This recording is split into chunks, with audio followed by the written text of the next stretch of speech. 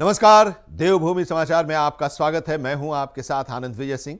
उत्तर काशी में आयोजित देवभूमि रजत उत्सव और शीतकालीन चार धाम यात्रा कार्यक्रम में मुख्यमंत्री पुष्कर सिंह धामी ने मोरी के सांकरी में सांकरी विंटर फेस्टिवल और टूरिज्म महोत्सव 2025 का शुभारंभ किया। इस अवसर पर सीएम पुष्कर सिंह धामी ने कहा कि उनके नेतृत्व में उत्तराखंड में पर्यटन अब हर सीजन का हिस्सा बन चुका है, जिससे स्थानीय युवाओं को रोजगार मिल रहा है। उन्होंने केदार कांठा और हर की दून जैसे हिमालयी पर्यटन स्थलों को प्रदेश की पहचान बताया। मुख्यमंत्री पुष्कर सिंह धामी ने सरकार की उपलब्धियों को साझा करते हुए शीतकालीन यात्रा और बुनियादी सुविधाओं में सुधार की बात कही है।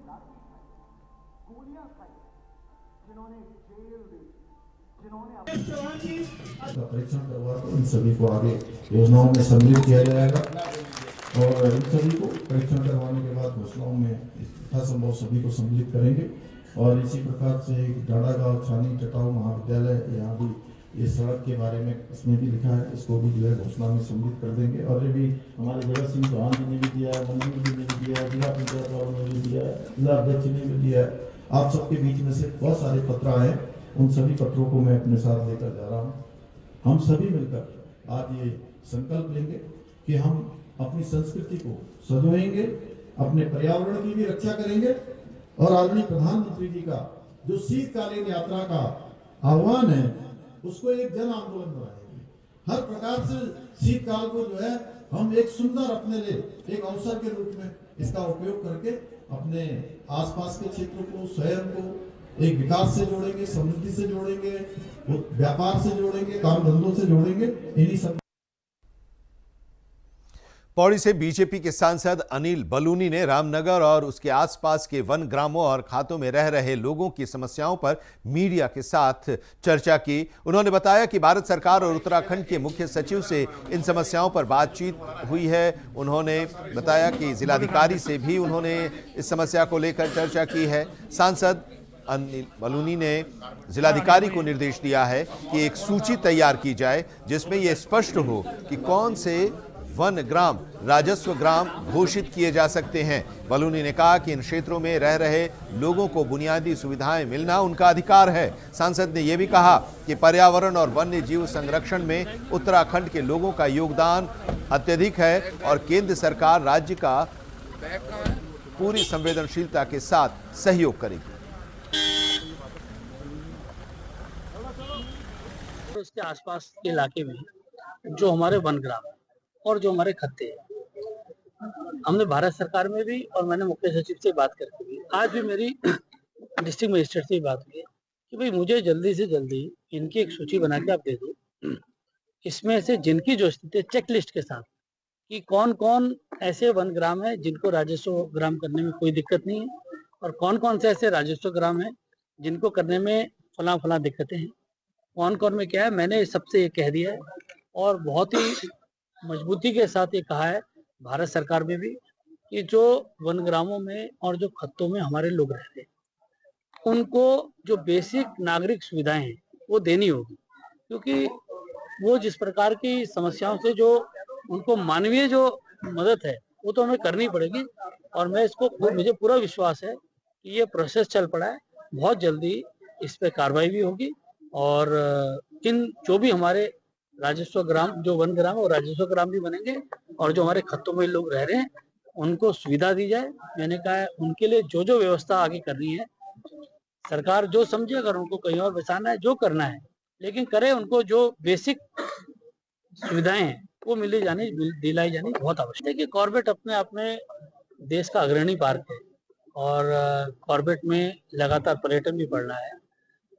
अभी क्योंकि जब मेरे पास कामकाज था तब मैंने सारा कुछ किया था। और खबर मसूरी से है, जहां कांग्रेस कार्यकर्ताओं ने जोरदार प्रदर्शन किया और बीजेपी सरकार के खिलाफ नारेबाजी की। झूलाघर चौक पर कांग्रेस के कार्यकर्ता एकत्रित हुए और कांग्रेस के कार्यकर्ताओं ने अंकिता भंडारी को न्याय दिलाने की मांग करते हुए बीजेपी के पुतले दहन किए। कांग्रेस नेताओं ने बीजेपी सरकार की नीयत पर भी सवाल उठाया है और कहा कि बीजेपी नेता इस मामले में जो सच है उसको उजागर नहीं कर रहे हैं और उनका नाम उजागर नहीं कर रही है बीजेपी की सरकार जो अंकिता की हत्या में शामिल है। उन्होंने कहा कि प्रदेश में बेटियों के खिलाफ अत्याचार बढ़ रहा है जबकि बीजेपी केवल बेटी बचाओ बेटी पढ़ाओ तक ही सीमित है। कांग्रेस ने चेतावनी दी है कि अगर इस मामले की सीबीआई जांच नहीं हुई और आरोपी का नाम सार्वजनिक नहीं किया गया तो 5 जनवरी से प्रदेश भर में उग्र आंदोलन कांग्रेस करेगी।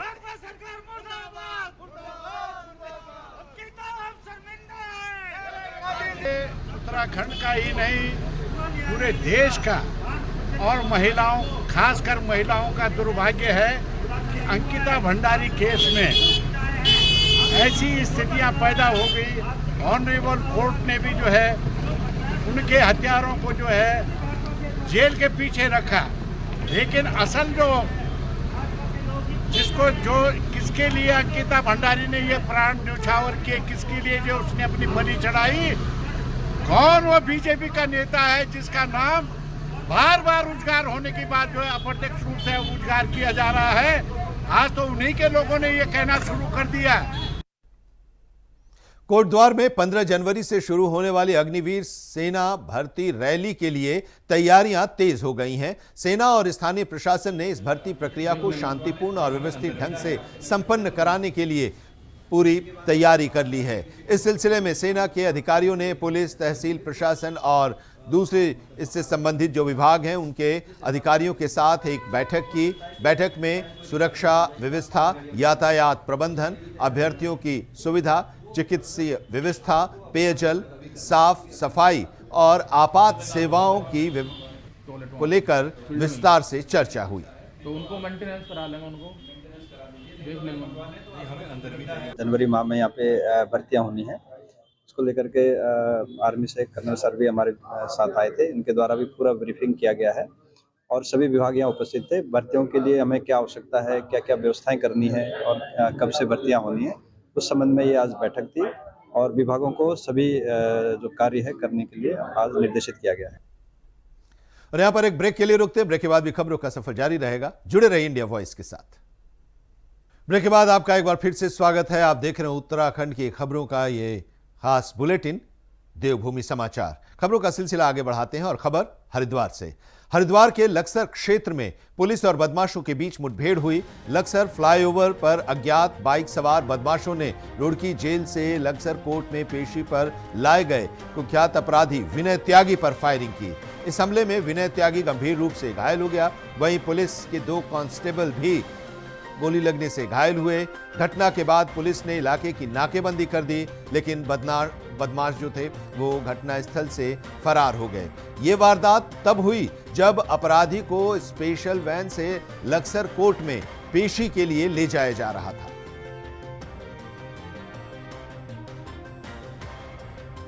ये तस्वीर हम आपको दिखा रहे हैं लक्सर से, जहां पर बदमाशों ने कुख्यात अपराधी पर फायरिंग की और उसका ये वीडियो सामने आया है। हालांकि इस घटना के बाद पुलिस ने उस पूरे इलाके की नाकेबंदी कर ली, लेकिन इसके बावजूद जो बदमाश थे वो भागने में सफल हो गए। ये पूरी घटना जो है वो हरिद्वार के लक्सर क्षेत्र की है, जहां पर पुलिस और बदमाशों के बीच मुठभेड़ हुई। लक्सर फ्लाईओवर पर अज्ञात बाइक सवारों ने रुड़की जेल से लक्सर कोर्ट में पेशी के लिए लाए गए कुख्यात अपराधी विनय त्यागी पर फायरिंग की। इस हमले में विनय त्यागी गंभीर रूप से घायल हो गया। पुलिस के 2 कांस्टेबल भी इसमें घायल हुए हैं। इस घटना के बाद पुलिस ने उस पूरे इलाके की घेराबंदी कर ली, लेकिन बदमाश घटनास्थल से फरार हो गए। ये वारदात तब हुई जब अपराधी को स्पेशल वैन से लक्सर कोर्ट के लिए ले जाया जा रहा था। फिलहाल पुलिस इस पूरे मामले की तहकीकात कर रही है और उस अपराधी की खोजबीन के लिए उस पूरे इलाके की घेराबंदी कर ली गई है और पुलिस मामले की तहकीकात कर रही है। और अगली खबर का रुख करते हैं। अंकिता भंडारी हत्याकांड से जुड़ी खबर। उत्तराखंड के चर्चित अंकिता भंडारी हत्याकांड में भारतीय जनता पार्टी के पूर्व विधायक सुरेश राठौर की पत्नी द्वारा जारी किए गए एक कथित वीडियो में एक व्यक्ति गट्टू का नाम सामने आया है, जिसे इस मामले में वीआईपी बताया जा रहा है। इस पर उत्तराखंड महिला कांग्रेस के कार्यकर्ताओं ने विरोध प्रदर्शन करते हुए राज्य सरकार के खिलाफ जमकर नारेबाजी की। कार्यकर्ताओं ने अंकित भंडारी की हत्या के मामले में निष्पक्ष और स्वतंत्र जांच की मांग करते हुए राज्य सरकार पर सवाल खड़ा किया है। इसके बाद महिला कांग्रेस ने विरोध में मुख्यमंत्री का पुतला दहन किया और इस पूरे मामले की सीबीआई जांच की भी मांग की।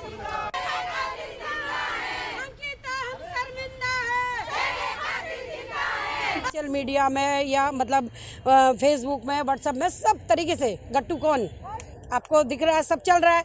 और हम भी यही पूछ रहे हैं अपनी धामी सरकार से, गट्टू कौन। तो हमारा कहने का ये मतलब है, अंकिता को 2022 में अंकिता खत्म हो गई थी। जो महिलाएं आज भाजपा की कार्यकर्ता हैं वो, और मंत्रियों की कहीं ना कोई किसी की पत्नी है तो कोई कुछ मतलब कहीं ना कहीं वो लिपते हैं, तो वो इतने सालों से चुप्पी क्यों साधे थी और अपने सरकार के खिलाफ उन्हें आवाज़ क्यों नहीं उठाई। वो भी एक महिला थी, उन्होंने भी आवाज़ उठानी चाहिए थी और आज वो आवाज़ उठा रही हैं। तो मेरा कहने का ये मतलब है, जो वीआईपी व्यक्ति है जिसका नाम उजागर पार्टी के कार्यकर्ता कर रहे हैं, उसका नाम खुल के आना चाहिए।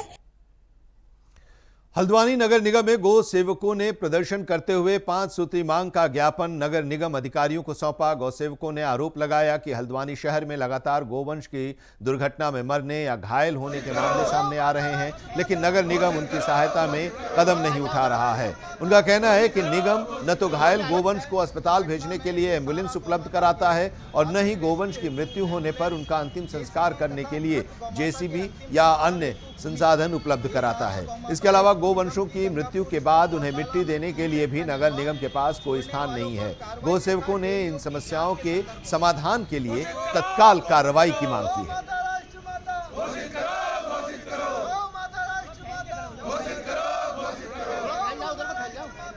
सहारा गौवंशों को उपचार प्रदान कराने का कार्य करते हैं और अधिक गंभीर आवश्यकता होने पर गौवंशों को, गौमाताओं को गौशाला भेजने का कार्य करते हैं। अभी हमें जो है 5-6 प्रमुख मांगों को लेकर हम नगर निगम में आए हैं।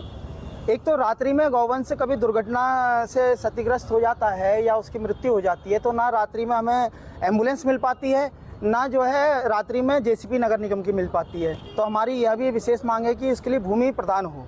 तीसरा जो है, जितने भी गौवंश शहर में घूम रहे हैं, नगर निगम की गंगापुर, कबड़वाल, हल्दूचौड़ में 70 बीघा में एक गौशाला बनने का मुख्यमंत्री जी ने घोषणा की थी, जो अभी तक बनी नहीं है। तो हमारी यह मांग भी है कि उसको जो है अविलंब उस गौशाला का निर्माण हो और समाज में जितने भी टैगिंग के माध्यम से जो गौवंश छोड़े जा रहे हैं, छोड़ने वालों पर सख्त कार्रवाई हो। डेयरी संचालकों की पूरी डिटेल हो नगर निगम के पास कि कितने गौवंश उनके गौशाला में हैं, कितने मृत हुए, कितने बूढ़े हैं, कितने छोटे हैं। पहाड़ी क्षेत्रों में बढ़ते जंगली जानवरों के आतंक से सबसे ज्यादा परेशानी स्कूल जाने वाले बच्चों की हो रही है और इसके कारण शिक्षा विभाग चिंतित है। शिक्षा मंत्री डॉक्टर धन सिंह रावत ने कहा कि बच्चों की सुरक्षा को ध्यान में रखते हुए एस्कॉर्ट उपलब्ध कराने की योजना बनाई जा रही है और इस पर कैबिनेट में जल्द ही निर्णय भी लिया जा सकता है। उन्होंने यह भी बताया कि जिन क्षेत्रों में जंगली जानवरों का आतंक है वहां स्कूलों के समय में बदलाव भी किया जा सकता है और इसके साथ ही उन्होंने वन मंत्री से भी इस मामले पर चर्चा की है और सुरक्षा उपायों को सुनिश्चित करने की अपील की है। देखिए, हम लोगों ने जिला प्रशासन को और वन विभाग को भी मैंने भी स्पेशली कहा है कि जितने भी स्कूलों में जंगली जानवरों की दिक्कत हो रही है या निकटतम जो है जहां स्कूल में कहीं भालू की दहशत है, कहीं जो है बाघ की है, तो एक तो एस्कॉर्ट की व्यवस्था के लिए कहा है। दूसरा, हमने जिला प्रशासन को ये भी कहा है कि स्कूल का समय बदलने के लिए भी कहा है।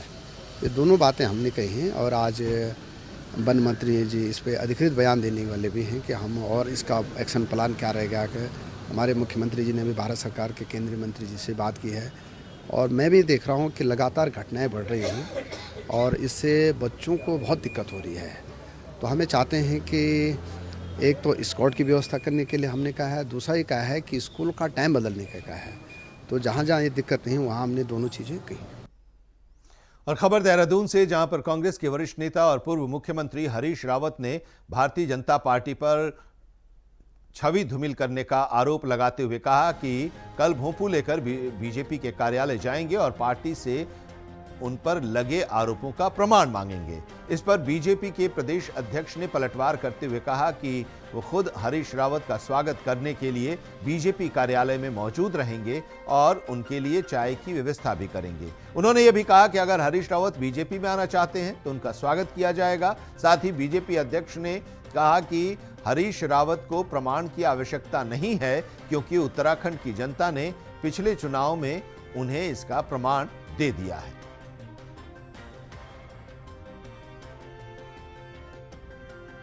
हरीश रावत जी का हम अपने कार्यालय में स्वागत करते हैं। हम उनके लिए बढ़िया सी चाय बनवा के रखेंगे।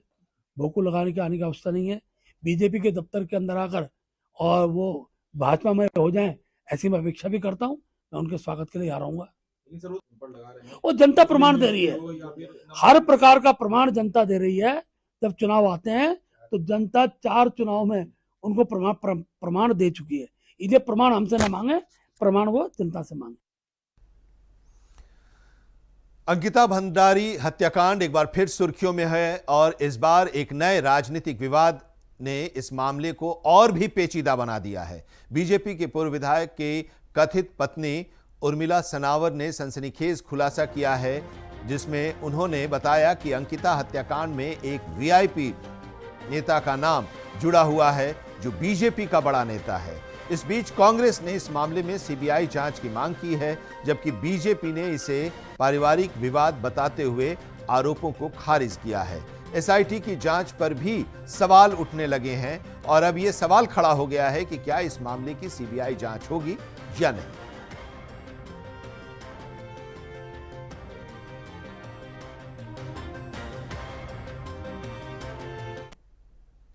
और खबर हरिद्वार से है, जहां मुख्य विकास अधिकारी ललित नारायण मिश्रा ने उत्तराखंड के प्रसिद्ध राज्य आंदोलनकारी इंद्रमणि बडोनी की जयंती पर उन्हें श्रद्धांजलि अर्पित की। विकास भवन में आयोजित कार्यक्रम के दौरान उन्होंने बडोनी के चित्र पर पुष्प अर्पित की और उनके योगदान को नमन किया। ललित नारायण मिश्र ने कहा कि इंद्रमणि बडोनी का जीवन संघर्ष, त्याग और जनसेवा का प्रतीक था। उन्होंने उत्तराखंड राज्य आंदोलन को दिशा दी और उसे जन आंदोलन में परिवर्तित कर दिया।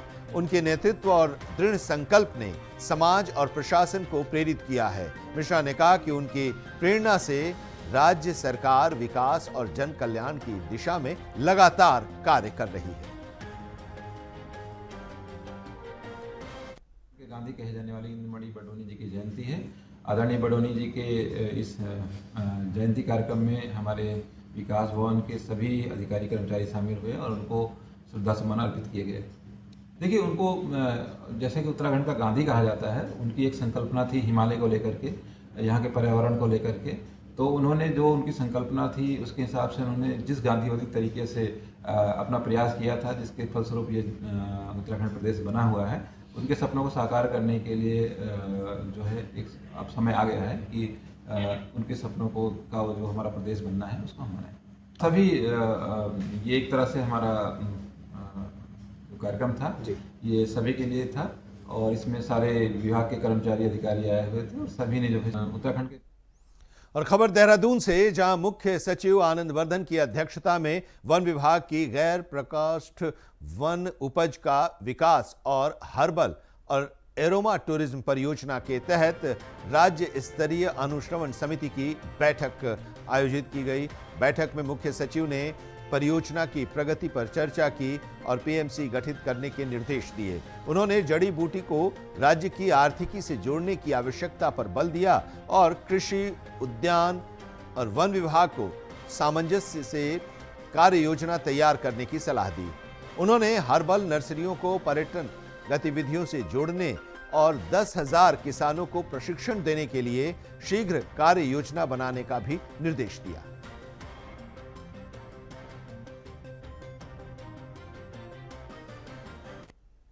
जापान की प्रसिद्ध कंपनी फुजी फिल्म ने अपनी कॉरपोरेट सोशल रिस्पॉन्सिबिलिटी पहल के तहत एक कार्यक्रम का आयोजन हुआ और इसमें उन्होंने जापान से आए डेलीगेट्स जो थे, उन्होंने रामनगर स्थित पार्क में मशीनों को औपचारिक रूप से प्रशासन को सौंपा।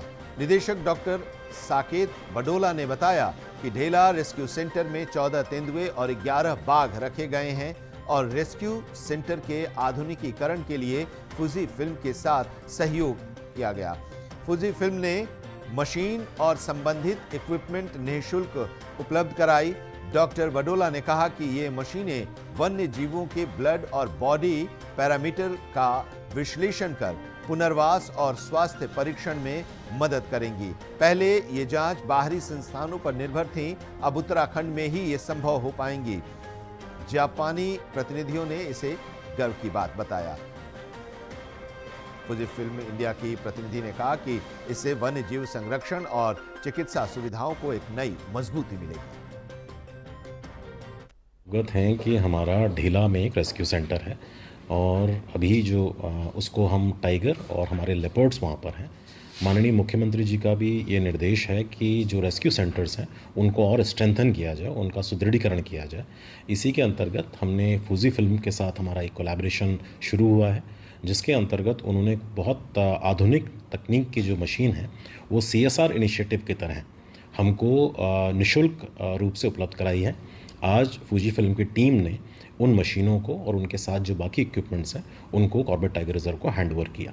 हमारी उम्मीद है कि इन मशीनों का प्रयोग हमारे जो रेस्क्यू सेंटर में या जो रेस्क्यू टाइगर किए जाते हैं, लेपर्ड किए जाते हैं, हाथी किए जाते हैं, उनके जो शारीरिक परीक्षण है उसके लिए बेहतर उसका इस्तेमाल हो पाएगा। ये आप अवगत हैं कि हमारा और इसी के साथ इस बुलेटिन में अभी इतना ही, लेकिन देश और दुनिया की तमाम अहम खबरों के लिए आप जुड़े रहिए इंडिया वॉइस के साथ।